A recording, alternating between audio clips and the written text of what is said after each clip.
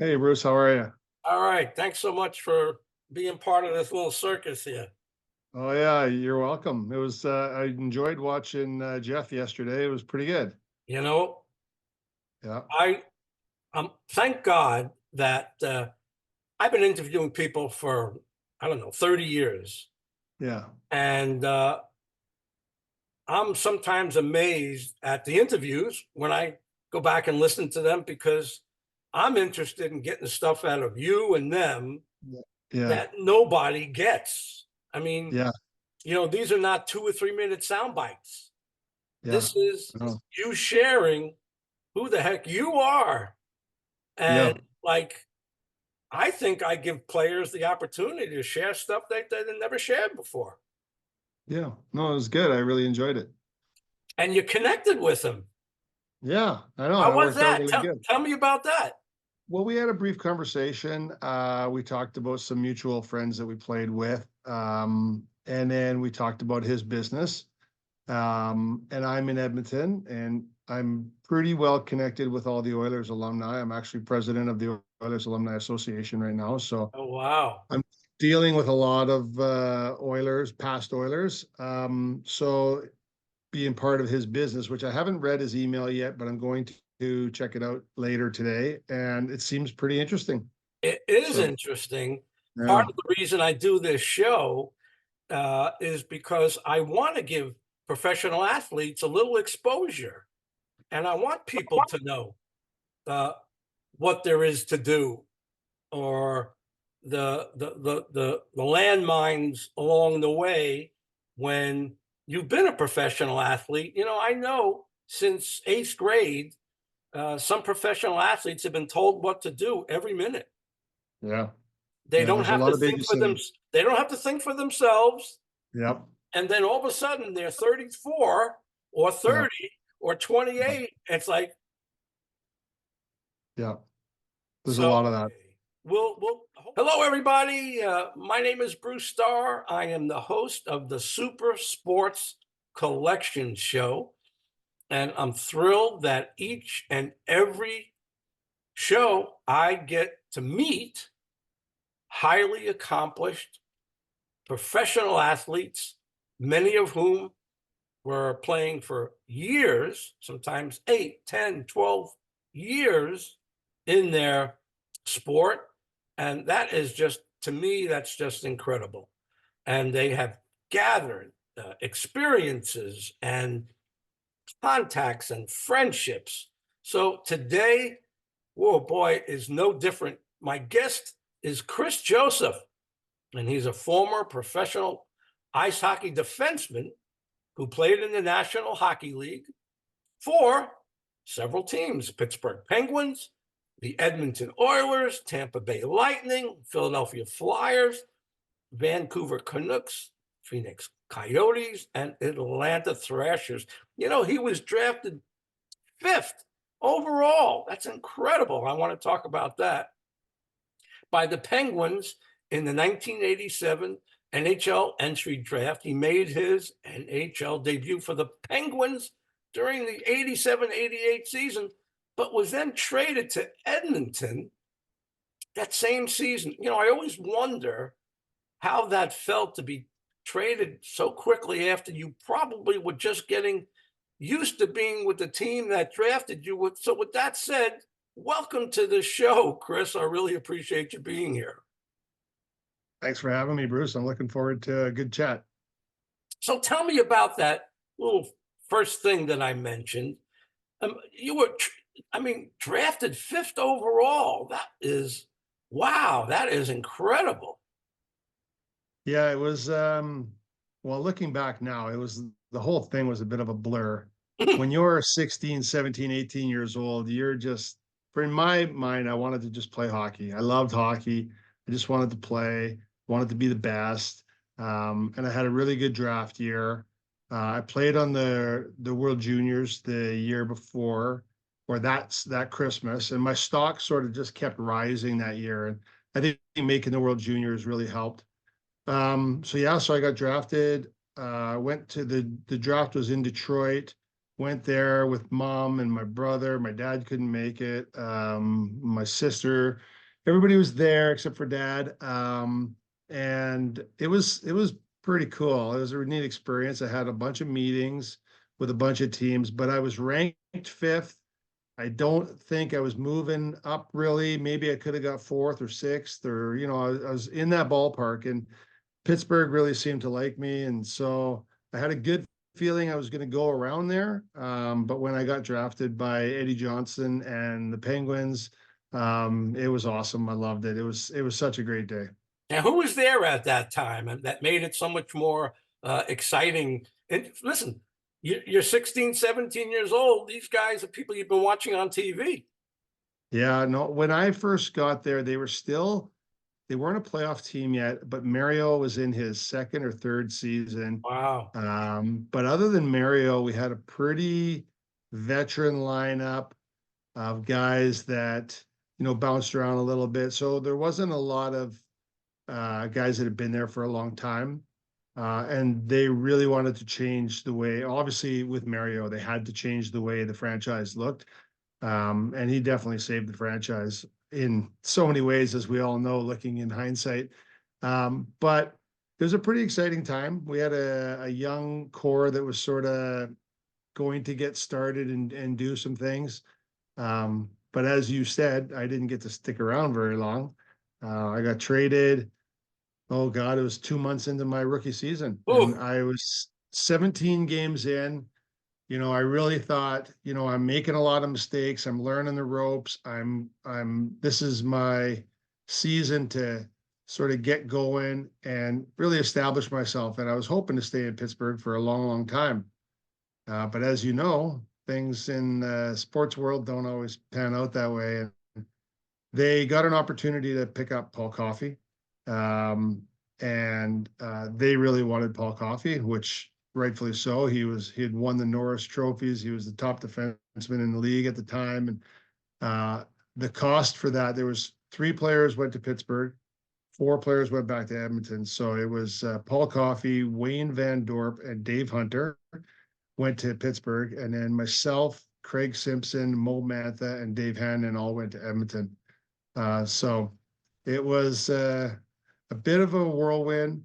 Um, I definitely went from a young team making a lot of mistakes to the Stanley Cup champions, a veteran team.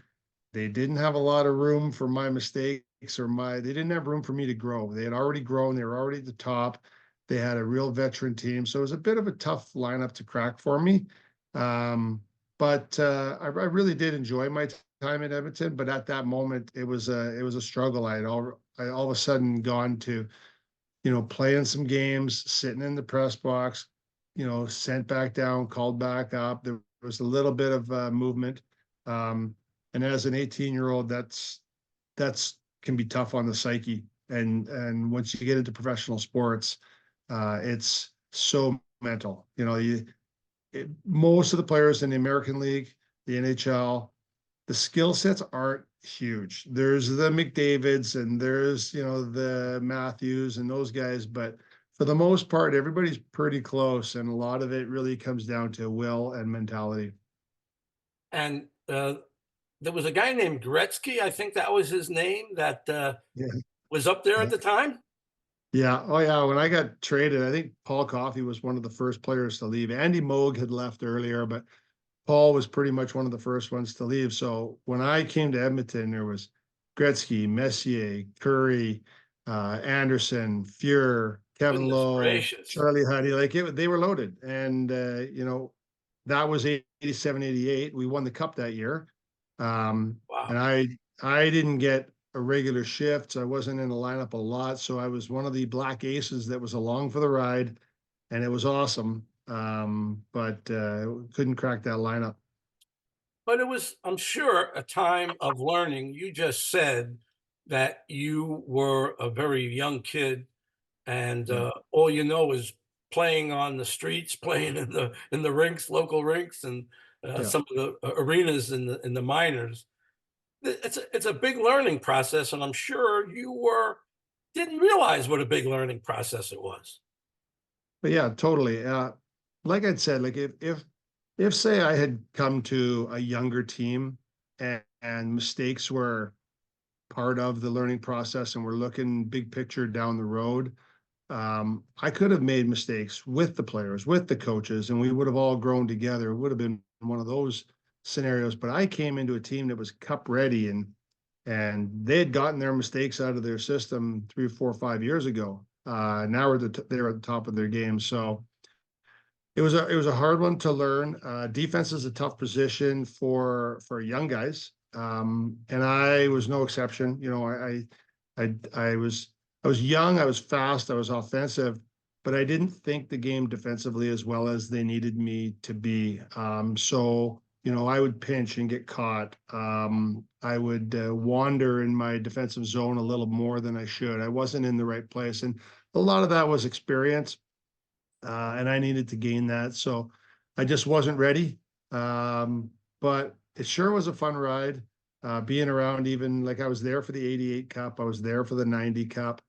And both years I was a black ace. I didn't get any playing time, but I was, you know, I was probably next up or next to next up, you know, on defense to see, you know, if somebody went down with an injury, I could get in. But it wasn't meant to be. I thought at the time, I'll get my turn. You know, I'm 18 years old. I'll get my turn. Well, 19 years later, when I'm hanging up the skates, I'm like, well, I gave it my best shot. I mean, 19 years, and we'll talk about that a little later. But talk about a team that was so stacked that they couldn't find the room for a fifth round, not a fifth round, a Yeah, number five definitely. draft. I mean, that's pretty impressive how well they were. Now, I spoke to a man named Jeff Brubaker the other day. We had a great show. I know you saw the show. And Yeah, he was able to explain to me a little bit the differences of the teams. yeah. Now, the teams are different, the way they do things, the way they're managed, the way they're owned. Uh, can you share with me your observances of the different teams that you played with and how they affected you as a player? Um, they were like Jeff Brubaker said, they were all different. And I found personally that, I mean, it's like any business, it starts with culture at the top, and then it trickles down. And then, so I was like Jeff said, when I came to Edmonton, you know, I thought I was a hard worker. I thought I knew what I was doing. Um, but I get there and, you know, the guys are working way harder than me. And I'm like, the guys are like, "Hey, Chris, let's go jump on the bike and do some weights." And I'm thinking, I'm tired. And but then I'm thinking, well, if Kevin Lowe is asking me to jump on the bike, I I'm not going to say no. But I didn't realize how hard they worked. And you know, like Jeff Brubaker said, they played hard too. They had a lot of fun, but they worked hard, and they really seemed to burn the candle at both ends. But it's amazing though how that culture, I don't think every one of those guys was naturally that hardworking, but I think Glenn Sather was a huge part of that culture, and he instilled that in the guys. Bit of a swagger, you know, they had a little bit of cockiness to them, but they worked hard. They backed each other up. They played hard. Um, they took their game seriously. Um, you know, they hated to lose. I remember we had a game, we lost, let's say we lost 3-2 or 5-4, close game. We played all right. It wasn't bad. Well, the next day we get on the ice for practice and there's no pucks. And Glenn Sather just skates us. And he said, I'm basically teaching you guys to hate losing. Like, I want you to hate it. I don't want you to accept it. And I tell you, you sure learn to hate it pretty quick. Um, and right or wrong, that's a tactic. You know, I think hating losing, maybe as opposed to loving winning, I think hating losing is a little more powerful, you Neck know? and neck, right? Neck and neck. Yeah, but it's pretty close, but I think hating losing might be a little more powerful. So yeah, it was an interesting time, great mentors. I'm still in Edmonton. I see Kevin Lowe quite a bit. I do get to see, Glenn Anderson, Mark Messier once in a while. Gretzky comes in once in a while, but just really awesome guys. They treated me really well. I was a young guy. I probably didn't really have a place on the team just yet, but they all treated me like gold, and I've loved them ever since, every one of them. Wow, that's great. And you told me briefly that you are still very much associated with Edmonton. Yeah, so I've been in Edmonton. I'm originally from Vancouver, but I married an Edmonton girl, so I've been here ever since, and I love it here. So then, all the years I was always involved. I would do things with the Oilers alumni, and then just the last few years, I've taken on a little bit of a bigger role. I'm actually president of the Oilers Alumni Association, which means I'm the guy that has to go to the NHL alumni meetings and sort of get all the messaging because the NHL alumni does some great work as well. Tell them about new programs for players and families, and then I bring that back to Edmonton, and I'm basically the liaison to make sure that local guys around here know what are available to them, and that they know they've got somebody to talk to because, like Jeff alluded to, so a lot of guys that are doing really well, but there's a number of guys that still struggle, and the transition out of hockey is not easy. And the players today, they don't see that obviously because they're playing. The money's way better today, but there's still a sense of purpose. We see guys that are in year one, year two, they say, "Oh, I'm loving it. I'm just taking the kids here and taking the kids there, and I'm coaching my kids, and I'm just taking a break. I'm not skating. I'm not doing anything." They love it. Well, that gets pretty old by year three, four, five, and if they haven't found something to keep them occupied, even if it's just a part-time gig, something they enjoy doing, they'll start to, they'll start to get a little frustrated. They'll start to maybe drink a little more than they should have, or whatever it is that, everybody needs a little purpose, a reason to get out of bed every morning. So it's, for me, it's wonderful to work with the alumni. I do care deeply about all the guys, even guys I loved, guys I didn't love. But it's a real family, and I care deeply about all the guys. So we try to do what's best for the players and their families once they retire. So one of the questions you could be, you don't have to go into details, but uh, I love to hear about some of the players that you really didn't get along with. I mean, as Jeff said the other day, there was that one monster of a guy that they used to fight all the time, and then they go have a beer afterwards. I thought that was great. Yeah, yeah. What's your experience? Are there guys that you don't forgive that are just like, like the rat or whatever? Are there guys like that? Me personally, I don't have any. I got a couple of guys that had nothing to do with hockey that I would prefer to maybe, if I'm talking to them, I'm probably going to look for somebody else to talk to. So, but they're okay. Like, I don't dislike anybody, but there's maybe one or two guys that I would either walk out of the room or change direction or, but not a lot. Um, but I'm not going to name names, obviously. I know you're waiting. Um, but having said that, there's 99% just awesome guys. Yeah.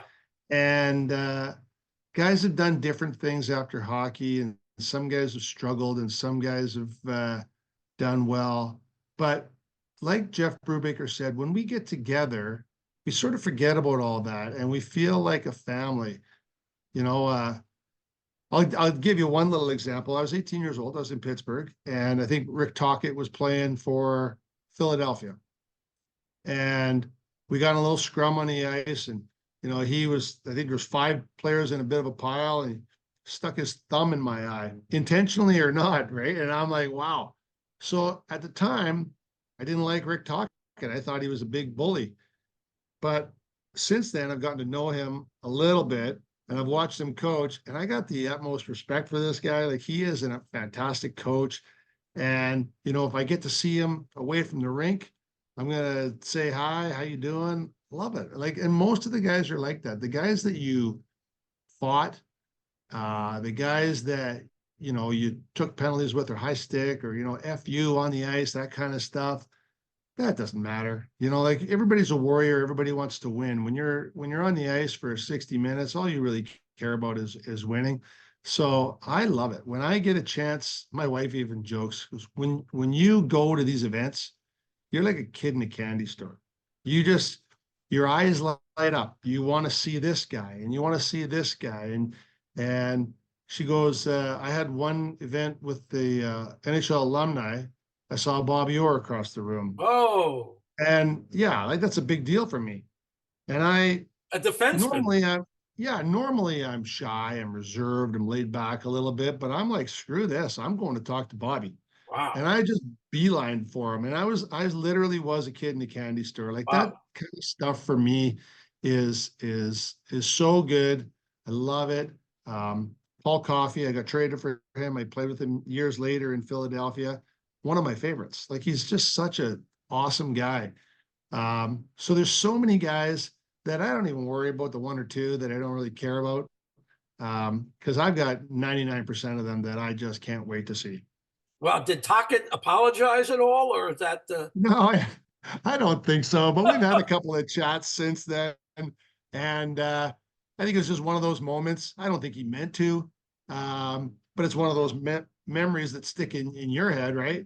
Um, but yeah, no. When the Oilers were playing the Canucks this year in the playoffs, I got to tell you, I was a little scared because I thought Rick Tocchet was probably the reason that they were as good as they were. Like he was an unbelievable coach and he had them playing at a level that was so high. So I got all the respect in the world for him. He's a heck of a warrior. wow? So let's go on to the next organization. You learned, if you're sitting on the bench and you're sitting up in the press box there, you're watching, you're learning, and Yeah. then you're going to take that to the next team. Hopefully, if you're Yeah. that kind of person, and I know just from talking to you, you are. Tell me about that next organization and what that was like for you. Well, so once I left Edmonton, I bounced around a little bit. I went back to it. I went to Tampa, played there for a year and a bit. Went back to Pittsburgh for a couple of years. Um, I went to Philadelphia. Like I went to, but every year was like every stop was a year or two. They were pretty quick. Like I had a lot of movement. So I was never really part of a major core of guys that stayed together for years. I was sort of at that point in my career already now, I was the sixth, seventh defenseman, fill in a hole. I could play second unit power play. Uh, but I also had some warts to my game where I would, defensively not the best. So I was kind of in that role of, six or seven defensemen, and it served me well. I met lots of great people, lived in lots of great cities. Every city I went to, I thought, this is it. I'm staying. I'm going to stay in Tampa. I'm going to stay in Pittsburgh. I'm going to stay in Philly. Like I really wanted to just stay there. I loved them all. But unfortunately, that role as the sixth or seventh defenseman, pretty interchangeable. I was lucky enough that I got to play for quite a few teams, but unfortunately, I never really got to stick in one spot for too long. But really did love all of them. They were all good experiences, and you don't realize that you're getting on, and you're one of the older veteran guys, but it sort of happens slowly, and then before you know it, you're 30 years old and you're playing and you see the young guys coming up and you do feel a duty to make sure that they know right from wrong. And you remember when you were an 18-year-old kid and how, Kevin Lowe said, let's go jump on the bike. And so you're taking the young defenseman and you're saying, let's go jump on the bike. And, it's just that pay it forward type thing. Um, you're also, desperately trying to keep your job. So that's a big reason why you want to stay in shape as well. But I think like any job, take it seriously, have fun with it. I've always said you hard work and having fun, they can go hand in hand. Like you can do them both. It's not one or the other. And I found that, playing pro hockey was a ton of hard work, but it was a ton of fun. And as our friend Jeff said, not a bad way to live your life. Could be Oh worse. yeah, could be worse. Yeah, Yeah, no, we literally lived like gypsies for, 15 years. And then I wound down my career, went to Europe for 5 years. Great experience as well. Love that. Would highly recommend that to any sort of really good minor league player, kind of a bubble guy. Those are great experiences. Had the kids with us then, and we'd get a break in Germany, and we would go down and see the castles, or we'd fly down to Rome, and Wow. little things like that. Like life experience, irreplaceable. They were incredible. So, but once I was done finally in hockey, now I was 36 years old, and I think it was the last year I was in Italy, and it was a lot of time away from the family. That was the first and only year that I went by myself. It was one of those weird years where I thought I was going to retire the year before in Germany. Came home, put the kids in school. We're all settled. I was going to try and be a firefighter, and so I got a call from a team in Italy, and they're like, "Hey, Chris, we want you to play." And I'm like, "Well, I'm retired." And they're like, "Well, what can we do to sweeten the pot?" And anyways, long story short, we went back and forth. I had a couple of chats with my wife, and I think she sort of realized that I didn't quite have it out of my system yet. And she's like, "Just go. I'll hold the fort. Just go get it out of your system." And I ended up going to Milan, Italy, Woo. and yeah, it was unreal. I always say the hockey was a step down, but the lifestyle was a step up. Oh It yeah. was so good, and we had a bunch of guys on our team that were Italian Canadians that were also sort of winding down. So we had a little bit of a last hurrah, older retirement team, and we had won the championship in Italy, and it was fun, and I made some really good friends along the way. And I knew after living in an apartment in Milan by myself for 2 weeks, I'm like, yeah, I'm done. I'm gonna ride it out. I'm gonna finish strong. But I really missed my family. I didn't want to be without them. So I'm like, okay, let's get on to the next phase. So you talked about very modestly about some of the lesser strengths. Tell me what you saw were your uh, strengths. Oh, okay. Um, well, I was I had I had a lot of the skills. Like I had a big shot. I was fast. I could think offensively. I didn't always put the whole package together, but there was a lot of potential there with me always, which is I think one of the reasons why I was drafted so high. I was pretty fast. Like every year we would do those skills competitions, and I was always in there in the fastest skater. I was always top two on my team. I was always in there in the hardest shot competition. I was top two on the team. Um, but like that, those are the things that kept getting me jobs and kept keeping me in the NHL. Um, so I think those were my strengths. And I think personally, another one of my strengths, which I don't really talk about my strengths, but um, I had a really good attitude. Uh, I never once, I always tell people I never once went to a training camp and thought I have a job. Never once. Maybe right or maybe wrong, but I went to every camp thinking, I got to fight for a job. So I was never comfortable. I always felt like, I had to grind. My dad used to always say, "You're only as good as your last shift," Wow. which, yeah, which is true. What have you done for me lately type thing. And then the other strength I think mentally that I had was, you know, I always had this mentality that you can bend me, you can push me, but you can't break me. And, if I was sitting in the press box for 5 games, I was thinking, okay, what do I have to do to get back on the ice? I never gave up. I never talked bad about a coach for cutting me or for, sitting me in the press box. It was always internal, maybe even a little too hard on myself sometimes, but it was, yeah, okay, so coach doesn't want me to do this. I never thought coach is an idiot. Never thought that. I thought, okay, I got to do this. I got to do what coach says. If he wants me to, you know, play more defensively, play tougher, I'm going to do it. And so I think that also was like, I was pretty humble that way. I worked my butt off. I just tried to keep playing hockey, and I always wonder, like, and I always ask myself, why did you put up with so much crap? And really, the real reason is I absolutely just love the game, and I loved hockey, and all I really wanted to do was be a hockey player. Even my poor wife, I had to tell her the first before we had kids, we were married for like 3 or 4 years, and I'd tell her, I go, honey, I love you, but you're number two. And she's like, well, who's number one? I'm like, well, hockey.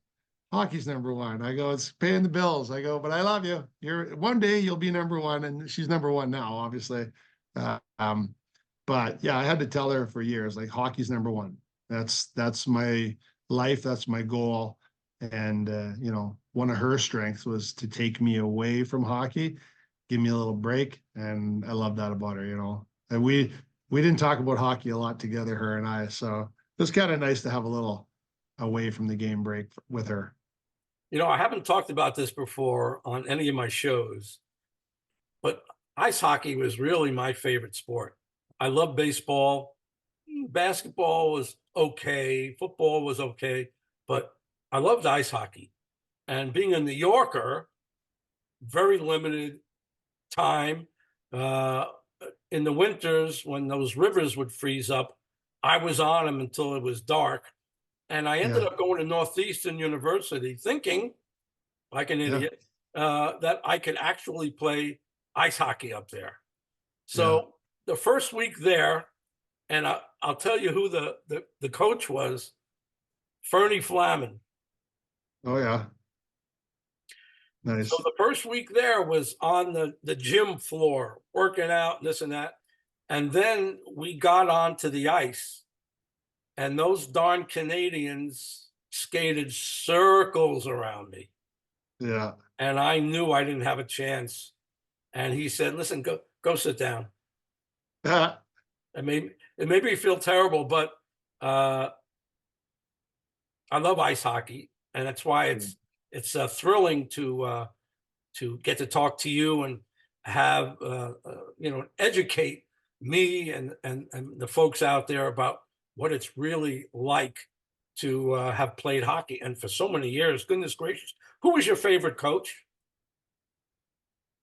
Yeah, I get asked that question quite a bit. There were lots. Glenn Sather to me was one of my favorites for sure. He was a real psychologist. He knew how to push everybody's buttons. Like Bruce, your buttons are different than my buttons, and he knew how to push them.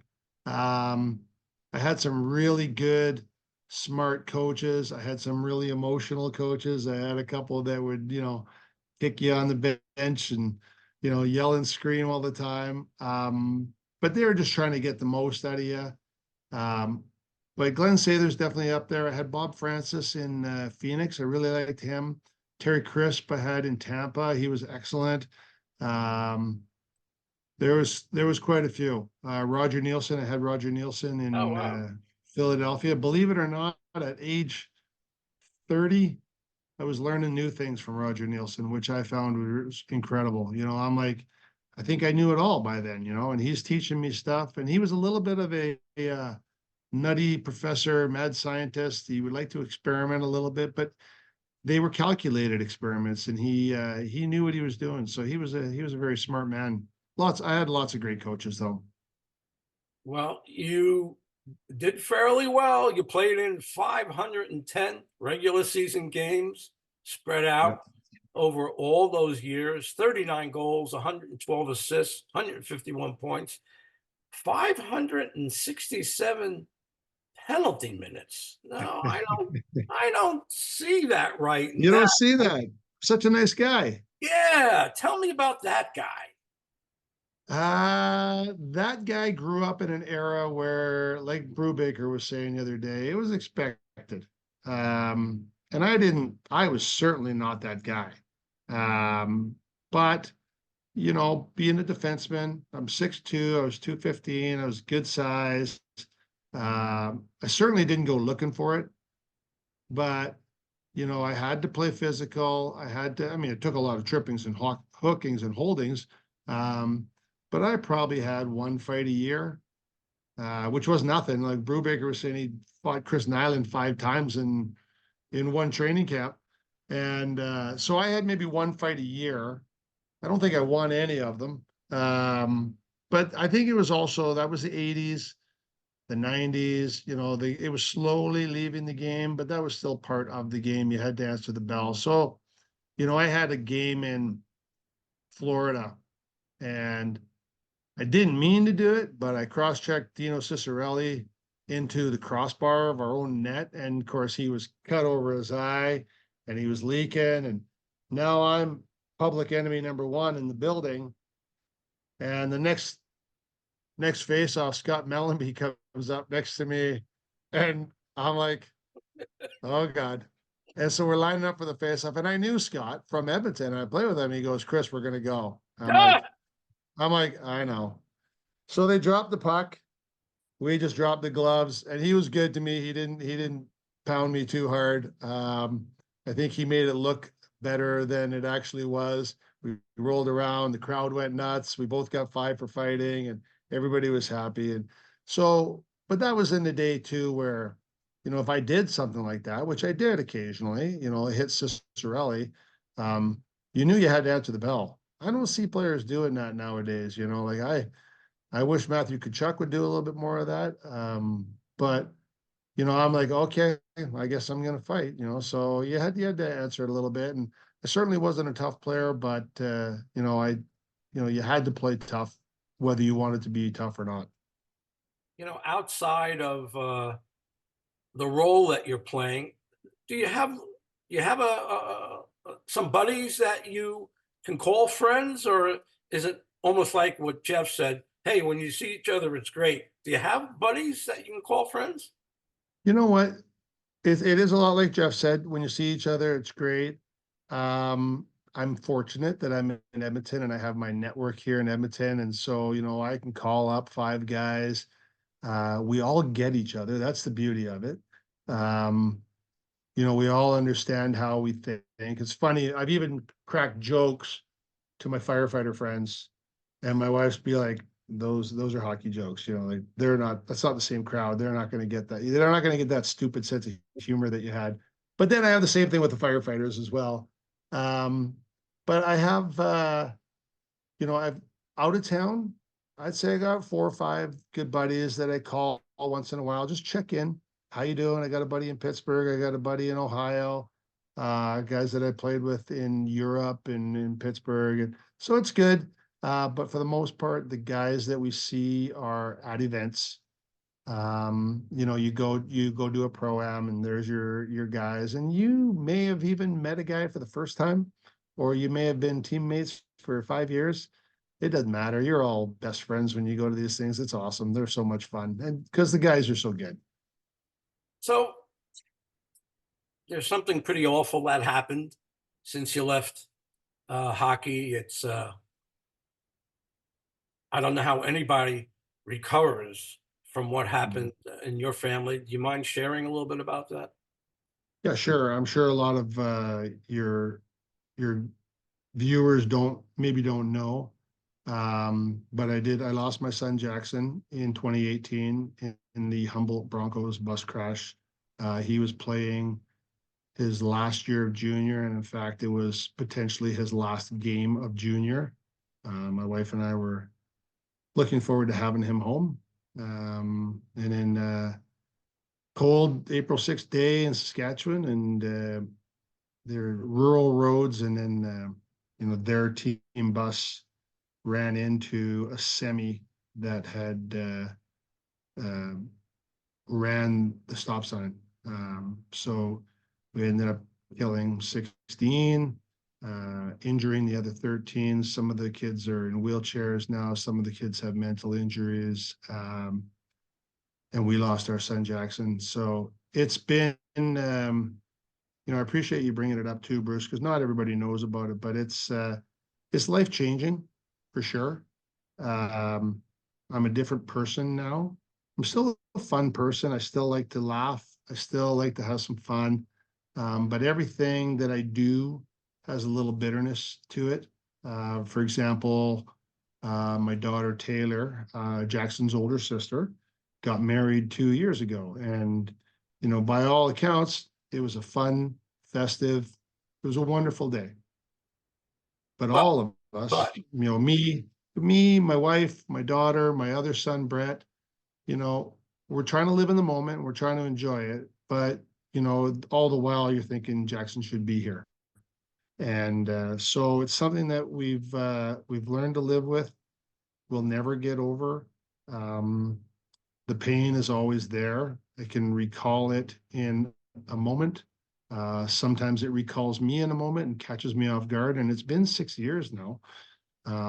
But every now and then, you see something, you do something, and it just sort of takes your breath away. And there's we're still in touch with a lot of Jackson's friends from around here, and we see them getting on with their lives and getting married and buying houses and having babies, and you know you're super happy for them because they're just wonderful people. But all the while, you do think, what would Jackson be doing? So it's been uh, it's been brutal.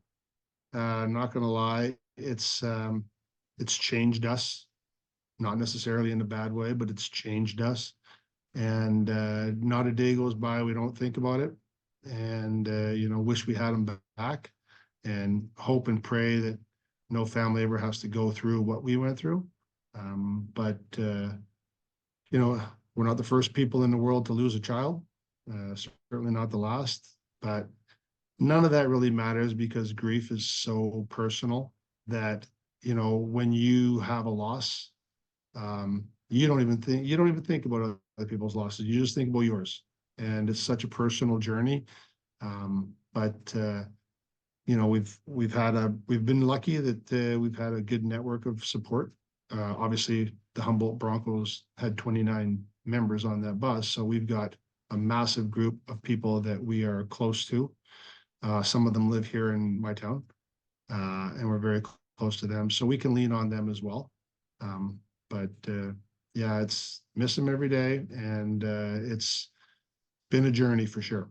you're such a great guy, and oh boy, I guess it builds character in a way that you'd rather perhaps not have it build, but it does. Yeah. But you're still contributing, man. You're a firefighter. I think that's fantastic. Tell us all a little bit about that. So when I finished playing hockey, I had a buddy that I played junior hockey with that was he got out of he retired earlier and he got straight onto the fire department in Vancouver, in Burnaby, in my hometown. And so we would always chat. And I was like, okay, I'm a bit of a dummy. I don't have a university degree, and I'm a real team guy. I like physical exercise. I'm like, oh, I'll give it a try. And fortunately for me, you didn't need a university degree to get on. Um, so when I applied that last year in Italy, I was able to do a bunch of courses online, and I applied here in Edmonton, and I got on. And it's been wonderful. I really, really enjoyed it. It's been 18 years now with Edmonton Fire. I'm now a captain with the city. I love the guys. To me, I tell people that I took the dressing room and I just moved to the kitchen table. Like our kitchen table at the fire hall is where we sit around for way too long. We talk, we give each other bad marriage advice. Bunch of dudes just talking, but the guys are awesome.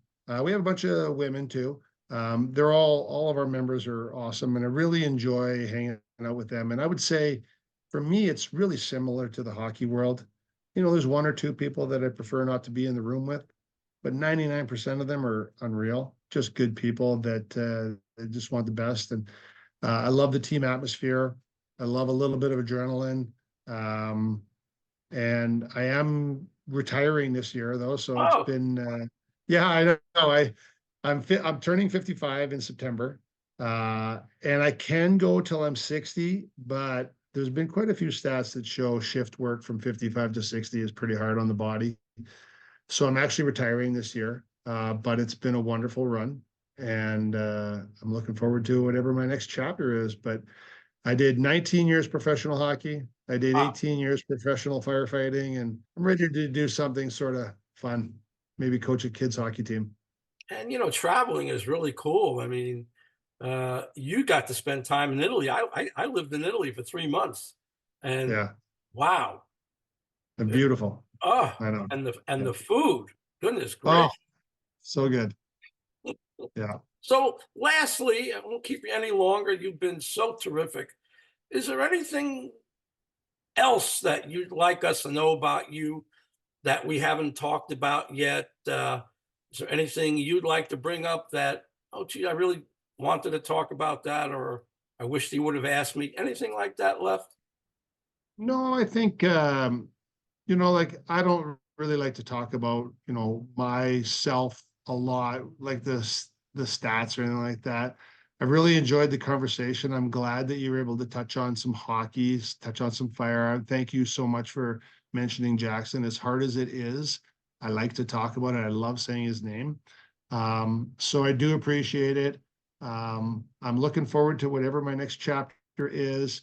I love the former players. I love hanging out with the alumni guys. I'm going to miss all my time with the fire department and all the wonderful people there.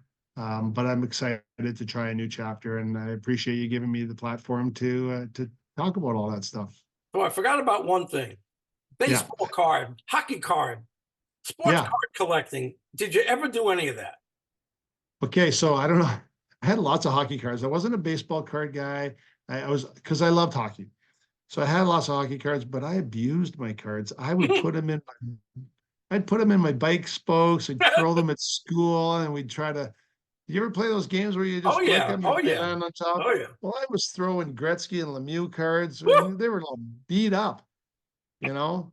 And I never even thought as a kid, oh, someday these will be worth something. It didn't even cross my mind. I'm like, cool, these are fun, and but I do have a bunch of cards, which now I'll try and take care of. At the end of towards the end of my career, I started collecting hockey sticks from guys, and so I got about 50 or 60 sticks, Lemieux and Wow, Lindos, and I got a bunch.